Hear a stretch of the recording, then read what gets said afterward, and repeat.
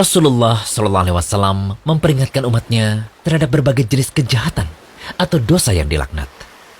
Beliau SAW mengabarkan bahwa Allah Azza wa Jalla mengusir dan menjauhkan pelaku salah satu di antara perkara tersebut dari rahmatnya. Setiap yang terkena laknat Allah, maka ia berarti jauh dari rahmat Allah dan berhak mendapat siksa, akhirnya binasa. Nah, berikut kami paparkan 5 hadis yang merinci beberapa dosa yang dilaknat tersebut. Hadis pertama. Ali bin Abi Thalib radhiyallahu anhu menyampaikan bahwa Rasulullah SAW pernah bersabda, Allah melaknat siapa saja yang melakukan sembelihan tumbal pada selain Allah, menyebut nama selain Allah. Allah melaknat orang yang melindungi pelaku maksiat dan bid'ah. Allah melaknat orang yang melaknat orang tuanya. Allah melaknat orang yang mengubah batas tanah. Hadis riwayat Muslim. Dari hadis ini kita bisa tahu ada 4 jenis dosa yang dilaknat oleh Allah. Yakni yang pertama, orang yang menyerahkan tumbal atau sembelihan kepada selain Allah, yang bisa jadi karena ingin memenuhi prasyarat pesugihan dan ingin menjadi kaya, atau bisa juga untuk mengangkat musibah dengan segera lewat istighosah kepada selain Allah. Kemudian melindungi pelaku maksiat dan bid'ah. Lalu yang ketiga, orang yang mengutuk orang tuanya. Bisa jadi secara langsung, bisa jadi juga karena dia menjadi sebab orang tuanya dilaknat. Dan yang keempat, orang yang menzalimi orang lain dengan mengubah batas tanah.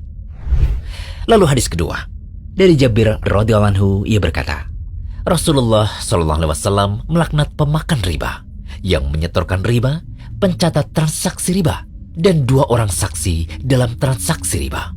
Beliau mengatakan, mereka semua sama mendapat dosa. Hadis riwayat Muslim. Sebagaimana yang sudah mafhum, riba adalah tambahan pada sesuatu yang khusus. Misalnya yang dikatakan oleh para ulama dalam utang piutang, yang terangkum dalam kaidah, setiap utang piutang yang di dalamnya terdapat keuntungan, maka termasuk riba. Sehingga dari hadis kedua ini, yang dilaknat adalah, pertama, pemakan riba atau rentenir. Kedua, yang menyetor riba atau nasabah. Ketiga, pencatat riba, teller atau sekretaris. Dan keempat, 2 orang saksi dalam transaksi riba. Selanjutnya hadis yang ketiga. Dari Abdullah bin Amr, ia berkata, Rasulullah SAW melaknat orang yang memberi suap dan yang menerima suap. Hadis riwayat Abu Daud, Tirmidzi, dan Ibnu Majah. Syekh Albani mengatakan bahwa hadis ini sahih. Berarti yang dilaknat dalam hadis ketiga ini adalah orang yang menyuap dan disuap. Namun berbeda kalau yang menyuap ini karena menuntut haknya yang tidak bisa diperoleh kecuali dengan jalan menyuap. Maka ia yang menyuap tidak terkena laknat seperti dalam hadis. Selanjutnya hadis yang keempat. Ibnu Abbas radhiyallahu anhu berkata, Nabi SAW melaknat pria yang bergaya seperti wanita dan wanita yang bergaya seperti pria. Beliau SAW bersabda, keluarkan mereka dari rumah-rumah kalian. Ibnu Abbas katakan, Nabi pernah mengeluarkan orang yang seperti itu. Demikian halnya dengan Umar. Hadis riwayat Bukhari.